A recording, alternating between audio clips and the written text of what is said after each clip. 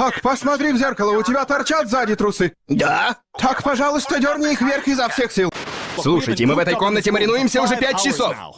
Начинаешь себя чувствовать зверем в клетке. Да, или тирексом, который хочет подрочить. Итак, порнуха есть. Салфетки есть. Лосьон есть. Ладно, приступим.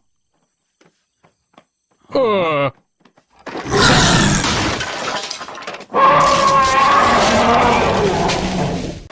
Не понимаете? Я старался ради семьи. Считайте, что ферма — наше следующее большое приключение. Как когда мы пытались захватить Трою.